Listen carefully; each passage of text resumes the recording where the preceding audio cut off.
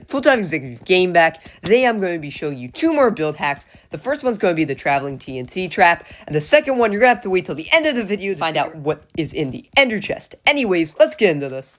Alright guys, so the first build hack, what you're going to do is you're going to need 1 activator rail, any amount of rails, and then any amount of powered rails that go along with that rail. It doesn't matter the amount, it's just however far you want your TNT to travel. It's about 1 powered rail every 8 normal rails. And then you're going to need, a lever per powered rail, and then you're also going to need 1 extra lever for the activator rail. Then you're going to need TNT minecarts. I'm just going to have 1 for this demonstration, but you can use as many as you want. You're going to need 1 skulk sensor, then you're going to need 14 white wool, and then you need a pickaxe and a shovel. It doesn't need to be that good. It could be literally a wooden pickaxe and a wooden shovel. But anyways, what you're going to do is pretend this is your friend's house that you just decided you want to blow up because they've killed your dog or blown up your house in the past. So you want to get revenge. You're going to want to dig 2 down. That's going to be a good place to start. So after you do that, then what you're going to do is you're going to basically dig anywhere. It doesn't matter which direction, but basically, this is going to be where the skulk sensor sits. So basically, what you're going to do is mine another block forward, place wool, and then just kind of keep placing wool all around this one block here. Then you're going to fill in the corners.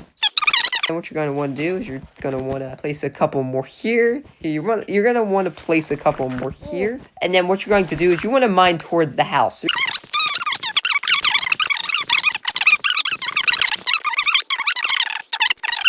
The ending block is going to basically have a 1 block gap in between the floor of the house and basically the ground. So then this is where you're going to place your activator rail. Of course, this could be as long as you want, but I just made it short just for the video. But anyways, you're going to place a powered rail, then 8 about. If you're going up, you want that last one to be a powered rail, no matter if it's, 8 or not. So you're going to want to place a powered rail here, and then place just a few rails connecting up to here. You're going to mine out a block, and then basically you're going to want to flip that on.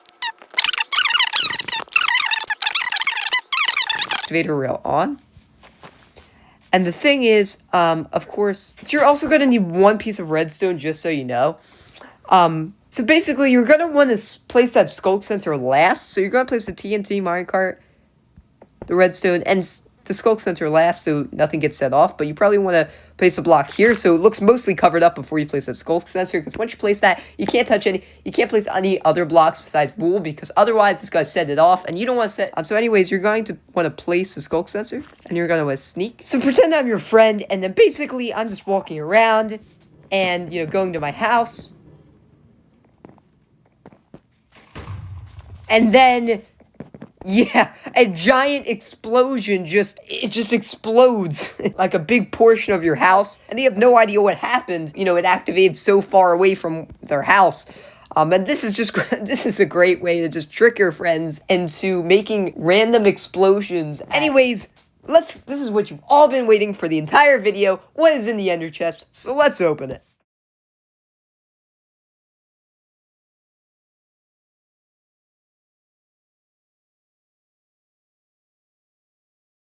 Because this is a trap, or it's a pitfall trap, and you're going to need to mine down all the way to bedrock. And if you want to go the extra mile, you can use, a glitch in the game to break bedrock and, make a void trap, which those are great. But, some people don't want to use glitches in their world, or, sometimes it's just like, they don't know how to, and it just takes too long. It's okay, because you can just mine down to bedrock. You don't need to break the bedrock. You're going to need, because it's so many blocks down to mine from surface level down to bedrock, you're definitely going to need a netherite pickaxe with unbreaking 3 efficiency 5, a netherite shovel with unbreaking 3 and efficiency 5. Also, then you're going to need a haste 2 beacon. So basically, of course, you'll need some type of ore and haste 2, but anyways, you're going to need all that. I'm just going to do it in creative mode, but in survival, that's kind of what you would need to do it really quickly, especially if you're trying to set up the trap, of course, in a certain time frame. You're going to basically need 14 white wool. You're going to need a skulk sensor, a sticky piston, redstone torch, redstone dust, an extra grass block, and then you're going to need some scaffolding. You're just going to pick your spot where you want to do this,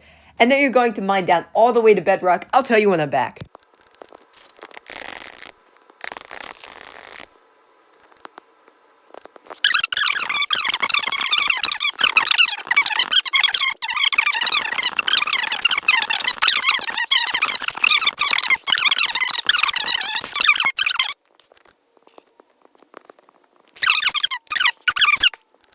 So then after that, you're not gonna need your tools for this. I mean, you have a good netherite shovel and good netherite pickaxe anyway, so it doesn't matter. Basically, you're just gonna mine 2 blocks down. And then you're going to mine 2 blocks in front of that. Your piston, so you're going to place your piston against that block. You're going to place your grass block in front of the piston. It has to be a grass block. It can't be a dirt block because you want it to look pretty convincing, like it's actually part of the the grass here. Of course, if you're in a different biome, it could be something else. But anyways, after that, you're going to mine 1 block forward again, 1 block down. And basically, what you're going to want to do is you're going to mine the top block here. Then you're going to place the redstone torch here. Then what you're going to want to do is you're going to want to mine 1 block forward, 1 block down. Then you're going to want to place a redstone dust there. And then past the redstone dust, you're going to mine 1 more block. And this is where you're going to place your sculk sensor. But you don't want to place that quite yet. Basically, what you're going to want to do is first place your wool like before. So you're going to just place your wool around this block here. Fill in the corners. You're going to right near this redstone, just in case you're going to place a couple more pieces of wool.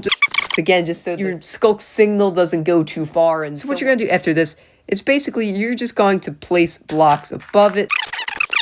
Then, of course, again, you're going to leave a 1 block hole because if you place anything, it's just going to activate the sculk sensor and just set your trap off. So you don't want that to happen. But before you do that, you want to know exactly where your piston is. So you're going to estimate, I think this is where my piston is. And then when you're right, then you're going to place it back. And then when you know where your piston is, just go wherever the block in front of your piston is. And you're going to place that scaffolding down. And this scaffolding is so that people think they have a 2-block barrier. There can't be a trap when really when a block comes out under that scaffolding, the scaffolding breaks and they fall into the void or whatever. Is you're going to, of course, sneak and place a sculk sensor. Pretend I'm your friend and I'm just walking, near your trap. This is what's going to happen.